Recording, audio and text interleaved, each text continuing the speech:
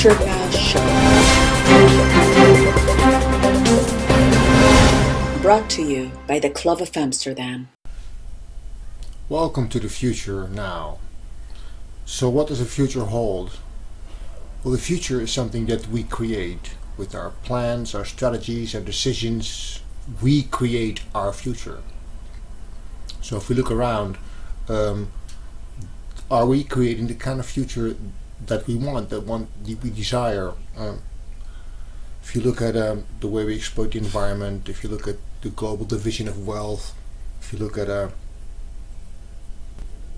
the political situation in the Middle East, I would say there's room for improvement. We could do with some better solutions. So how do we find these better solutions? Now we know if we address a problem from the same frame of reference that creates the problem, we're not going to find a solution. This is a way people like to paraphrase Einstein sometimes. So my suggestion is that what we need to do is we need to change our mental habits.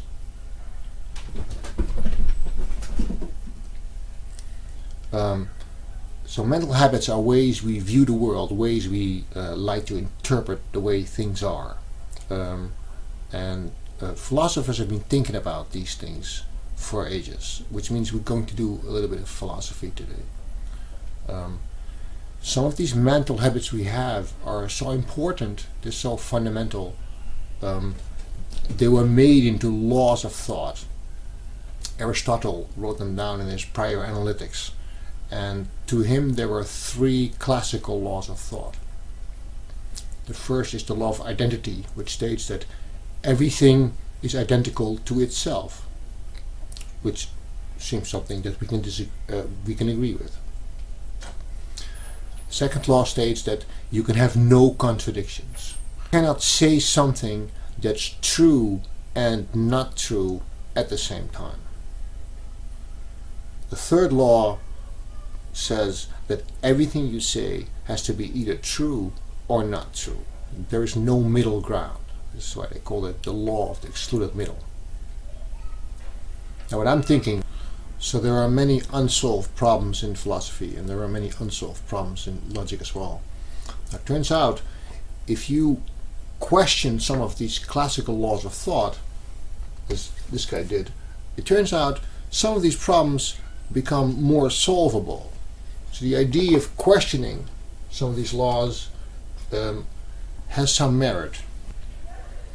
So the second classical law of thought states that you cannot have contradictions.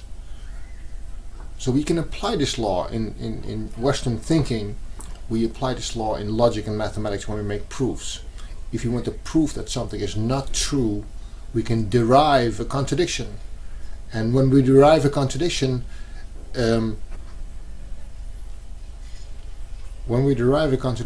well, a contradiction is something absurd. We can't handle it in a way. So when a contradiction is derived, it's as if everything stops making sense and anything might be true, or they say everything is true. They call this the principle of explosion. So the contradiction leads to a situation where anything goes, and so it's used in a negative way to prove that something is untrue, because when it leads to a contradiction, anything goes, and there's no more reliable truth. Now, there exists a completely different approach to contradictions. It was invented by Heinrich Altschuler, a Russian inventor, who asked himself the question, how do inventors come up with new ideas? And this question led him to a lot of research and eventually to the concept that most breakthrough creative solutions start from a contradiction. This approach he called a theory of inventive problem solving. In Russian it's an acronym that spells TRIZ, TRIZ. So TRIZ is an approach that really makes the contradiction the fundamental starting point for your solution.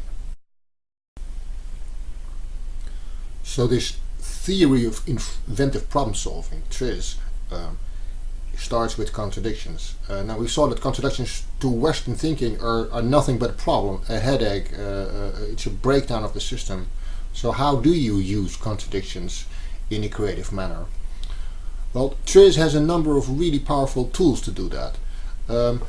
One of them starts with identifying, analyzing your situation in terms of general properties, and then finding a contradiction between these general properties. And what you can do, if you find this, is look up your specific contradiction in a table, and the table then gives you certain general principles you can apply to that situation. It looks like this. It's quite a complex thing, but what it really is a map of all the possible contradictions you might face in your situation, and a guide of how to solve the kind of typical situations that you might find yourself in. So this is one very powerful tool that TRIZ has. Another one is, there's an algorithm Altshuler calls the algorithm of invention, and what you really do there is you analyze your situation and you find a contradiction that you then exaggerate as much as you can. So rather than shying away from the contradiction, you're actually diving deep into it, trying to make the contradiction as sharp as possible, so that really what happens is that you create for the mind's eye something that is truly impossible. It's impossible to handle this contradiction. Now this is exactly the point where TRIZ wants you to be, in a state facing an impossible problem, in a kind of crisis. And the idea is that only if you bring your mind there, then you are most free from your mental habits. There's a wonderful application of the same principles to education. Tatjana Sidorchuk and Nikolai Komenko developed this TRIZ for Kids approach. What a wonderful book. It's called Thoughtivity for Kids. And so the idea is to take the same kind of problem solving skills, identifying contradictions, using them for a creative process, to start doing this with children in elementary school and high school. In Russia, this program is already quite large. Hundreds of schools are doing this. In the Netherlands, a few schools have experimented a little bit with these approaches. If you want to learn problem solving, why not start with teaching it to children? Business is about values, and there are many things changing in business. There's new technology, there are new marketing trends happening, but the best way to understand the dynamics of business is to understand what's changing in the values behind the business. Now, values come in opposites. Big, small, simple, complex. And so now that we learned that contradictions play such an important role in innovation in the creative process, we can take this to the arena of business, and we can say, so understanding changing values in terms of contradiction between values, that's a useful way.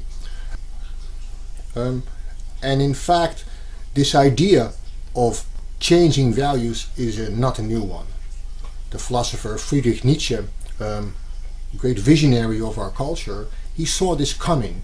He saw European culture at some point being confronted with what he called a transvaluation of all values, with which he meant a situation where really a number of values that we've cherished for a long time will be tipped over or simply completely turned around.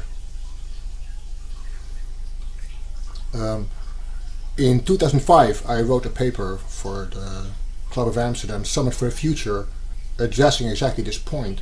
It was about a kind of transvaluation of business values. And it shows different examples of how the things that are changing at the level of values. We value hierarchies less and networks more. We value owning less than we value sharing. So there's a whole list of examples that gives you a better and deeper understanding of current business dynamics.